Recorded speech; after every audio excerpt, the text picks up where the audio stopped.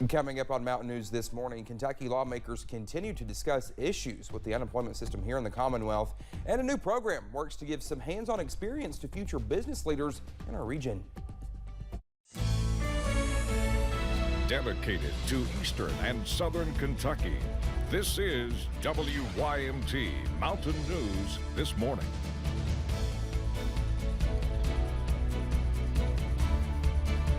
Good Wednesday morning to you. It is December 1st. I'm Dakota Makris. Let's head over to Brandon for a look at that cold forecast.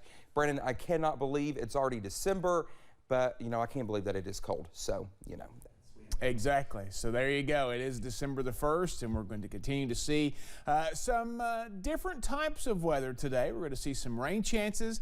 We're going to see some above average temperatures, but mainly cloudy skies. Let's take a look this morning, and already off in the distance, the rain trying to move in there. You're going to continue to see that, but you also see around Lexington a little pink trying to show up because temperatures are a little on the cooler side this morning. So if any of that is reaching the ground, could be a little bit of wintry mix. It's 35 in Lexington right now, and we've got a smorgasbord of temperatures across the entire region, from the 20s down toward Jonesville to the 30s, which is across most of the region, to the 40s. In Jackson at 45 and Pikeville at 42. Out the door forecast, keep your rain gear handy regardless of where you're at right now. I even saw some patchy dense fog on the way in this morning there between Carr Creek Marina and about to Vico there, so be careful of that, but keep your rain gear handy for sure because you're going to be dodging those raindrops off and on throughout the day. Dakota? All right, Brendan, thank you. The Kentucky River Area Development District announced the death of longtime board member Jack Burkage. Now, he died Saturday at the age of 95. He lived in Letcher County and served on several committees. He was a World War II vet and educator, holding positions as a teacher, principal, and superintendent. He was also an active volunteer in several civic organizations. His funeral will be this Saturday at 1 at Graham Memorial Presbyterian Church in Whitesburg. Well, a federal judge blocked President Joe Biden's vaccine mandate for government contractors. The Lexington Herald-Leader reports U.S. District Judge Gregory F. Van Tatenhove issued the order Tuesday afternoon. This was in response to Attorney General Daniel Cameron, who joined other state attorney generals in opposing the mandate.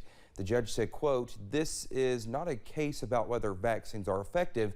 They are. Nor is this a case about whether the government at some level and in some circumstances can require citizens to obtain vaccines. It can."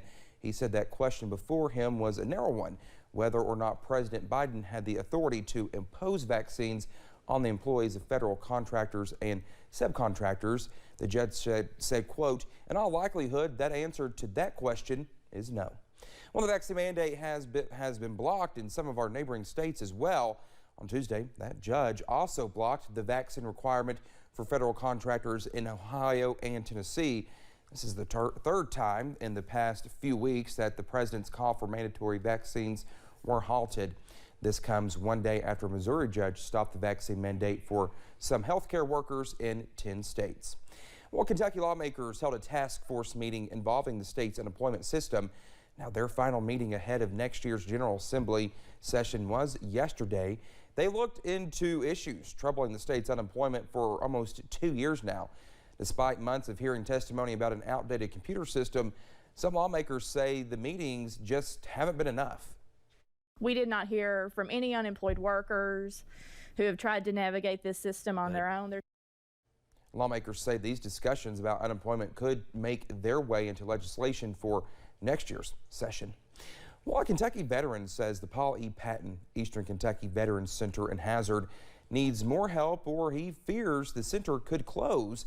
Haven King tells us he worries for his fellow veterans. He says the Veterans Center cannot keep workers because it pays too low, saying some start out at $8.26 an hour. He urges people to call their state representatives before the January session so more money can be sent to the center. We've got to move fast because probably the second or third they're going to meet, and if we don't have something going with our representatives and with our senators and with our governor, we may not get anything. Now, King says more money will help solve the problem, but as veterans are well taken care of, Mark Bowman, the executive director of the Office of Kentucky Veterans Centers, says there are no plans or discussions to close the Hazard facility. The future of business in the region is in the hands of future generations. So a new program is working to give them some hands-on experience now. Starter Labs is a high school competition that takes notes from the Invest 606 pitch competition. The organization is working with Do Good Brands to invite high school students from the 606 to pitch businesses of their own for a chance to win one of 3 grand prizes up to $1,000. Exposing kids to new opportunities, to new experiences that they might not have, and exposing them to different very specific types of entrepreneurial skills that it's going to take to help you become a business owner or just become a better employee. The competition deadline is December 10th, and you can find a link to apply over on our website. Winners will be selected December 14th. Since 2004, the General Assembly and Save the Children have partnered to improve early childhood learning in Kentucky schools. In 2018, the funding came to Leslie County Schools to launch summer programs, after school sessions, and non-academic support at home. Since then, the program has seen 94% of participating students in kindergarten through 6th grade meet or exceed standards in reading comprehension. Kids that maybe they were above novice but not reading on their grade level, and these programs are helping them get the attention that they need, the focus that they need, and the resources our teachers and staff need to get these kids where they need to be. Now, to make the programs work without overworking the schools, Save the Children creates the lesson plans and trains the staff to implement them. Well, thank you so much for getting your Wednesday started with this here on Mountain News this morning. When we come back, an island in the Arctic experiences some warmer than average temperatures. All those details when we come back. And while some rain chances are back in the forecast today, it will still be fairly mild, especially to start the last month of the year. Yep, you heard that right. I'll track those chances out for you in about 3 minutes.